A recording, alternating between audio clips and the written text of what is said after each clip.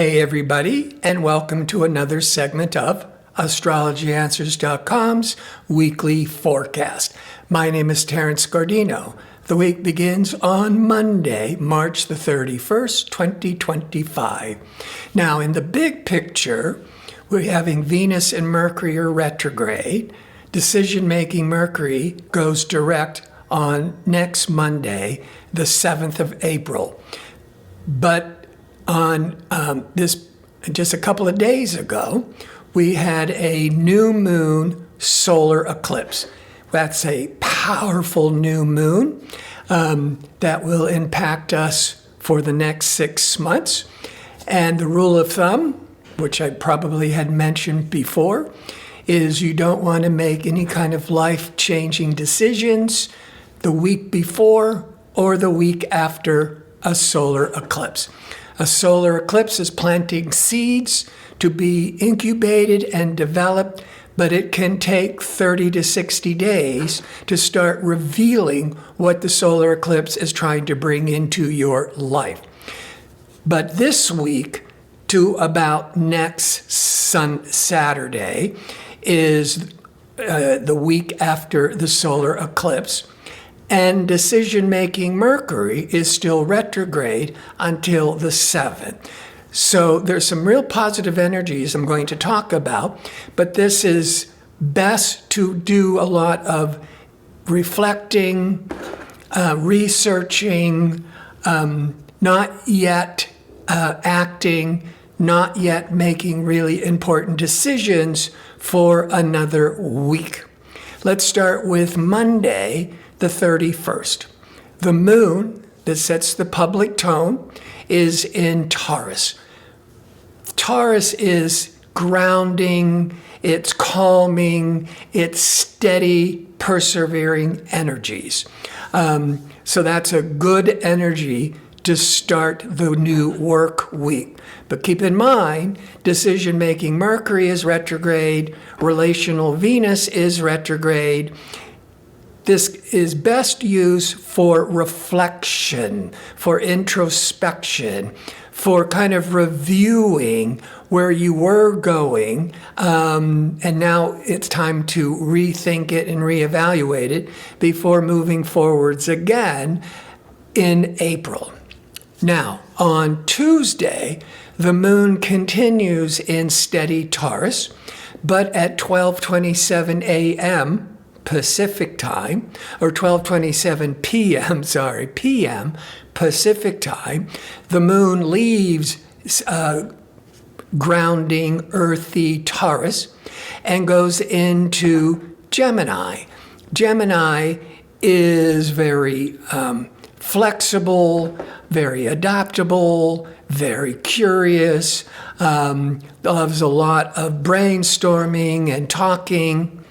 Now, the moon in Gemini, right after 12:27 p.m., will be in harmony with Neptune. Moon Neptune can awaken a lot of compassion, idealism, maybe even a lot of the imagination, can be being more connected, more interested in spiritual matters. That's all the Neptune. And then around 6-7 p.m. Pacific time, now that curious, restless moon in Gemini will be in harmony with profound Pluto in Aquarius. They're both air signs, so they're both in harmony with each other. So there's an emotional need of the moon when it's in harmony with Pluto to really talk about and express your deep inner feelings. Now, on Wednesday, the moon continuing in Gemini, restless, curious Gemini, mid-morning, it's going to be in harmony with the sun in Aries. So when the sun and the moon are in harmony, overall, the energy seems to just flow more effortlessly, good for all kinds of relationships or negotiations. Now, the moon will then cross over Jupiter, optimistic, expansive Jupiter, as it does once a month. by mid-afternoon Pacific time. That can bring a lot of optimism, a lot of expansiveness with the public. That's that moon. With Jupiter, there might be more looking for matters of education, marketing, publishing, traveling, all the qualities of Jupiter that by mid-afternoon, the overall public may be feeling more upbeat and positive about.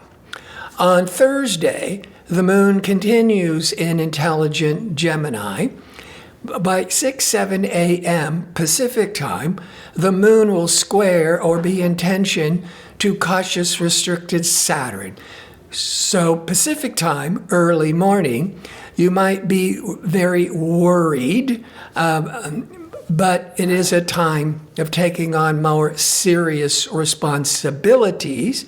By mid-morning, just a couple of hours later, now the moon will be in a square or hard angle to retrograde Mercury and retrograde Venus. And so this is that whole first part of the day, especially Pacific time, you're doing a lot of reevaluating, rethinking. That Saturn may be causing you to slow it all down, be more cautious, to be able to reflect on your past decisions, on your past relationships. But at 2:51 p.m. Pacific time, the moon leaves Gemini and goes into Cancer. Gemini, you're in your head. You're analyzing everything. You're talking and discussing and you're analyzing your feelings, the moon. But when the moon goes into Cancer, Cancer is ruled by the moon. Cancer is emotional, nurturing, family-oriented. So that moon once a month going into Cancer can be more emotional, moody, but caring and compassionate. But right after it goes into Cancer at 2:51 p.m. Pacific time, it's going to be squaring or in a challenging aspect to Neptune. So that could be in mid-afternoon, a lot of emotional uncertainty, confusion. But remember, with these moon or lunar transits, the effects, good or bad, or good or stressful, will only last for an hour or two. Now we get to Friday. And if we do the rule of thumb, where that solar eclipse, you want to keep developing, reflecting, incubating ideas before making decisions for 1 week. That takes us till Saturday. But actually on Friday, the 4th, the moon, still in Cancer, still that compassion, but taskmaster Saturn will be in harmony with innovative Uranus for the entire day. That's beginning to awaken new approaches to business. Thinking out of the box, trying something new. It's good for stabilizing new learning, new technology. And ambitious, assertive Mars will be in harmony with Saturn. Saturn is the discipline, grounding, practical energies. Mars is that a desire to achieve your goals. So actually, Friday is a very favorable day to really start making your plans about how you want to take action, make important decisions, get on with your projects, really starting to really reflect on it and prepare for it on Friday the 4th. But truly, you need to wait until Sunday or Monday the 7th, when Mercury, decision-maker Mercury, is now going direct. But it takes a week or two for Mercury, when it finally goes direct, to catch up to its regular speed. So think of your mind will still be sluggish or slow, or still not all that confident to be making really important decisions. But you're moving in the right direction. So it's best for a lot of research and studying and reflecting. On Saturday, the 5th, the moon is continuing in emotional Cancer. It's going to cross over Mars around noon, 12 to 1, 2 p.m. Pacific time, and that could bring in a lot of emotional excitement and passion and drive. But at 2:55 p.m., the moon goes void of course until 8:35 p.m. Pacific time, at which point the emotional moon goes into fiery dynamic Leo. When the moon's in Cancer, we're more inclined to stay close to home, be more family-oriented, wanting to retreat, wanting to reflect on your past. But when the moon once a month goes into Leo, Leo is creative, it's playful, it's dynamic. It's wanting to be more extroverted, like get out there and start playing. So on Sunday, now Mercury is stationary. So it's no longer, if you look through a telescope, it's no longer appearing to retrograde, but it's not yet moving forward. So that's the stationary.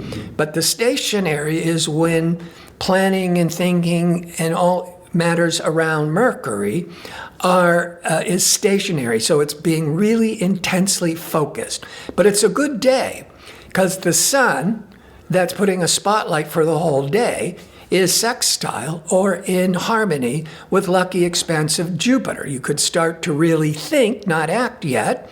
Maybe it's close enough on Sunday, but not really act upon making Jupiter. Travel plans, educational plans, marketing, publishing plans. And Venus. Creative Venus is still retrograde until the 12th, but it will be in harmony with passionate Mars.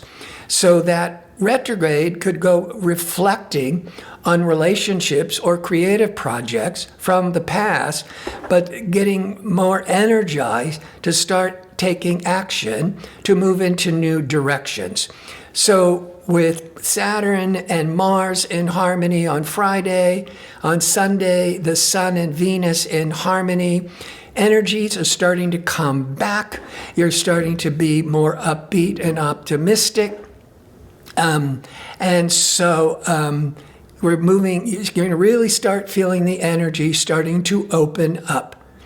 So I want to thank you for tuning in. I hope to see you next week with my next segment. Until then, be safe and well.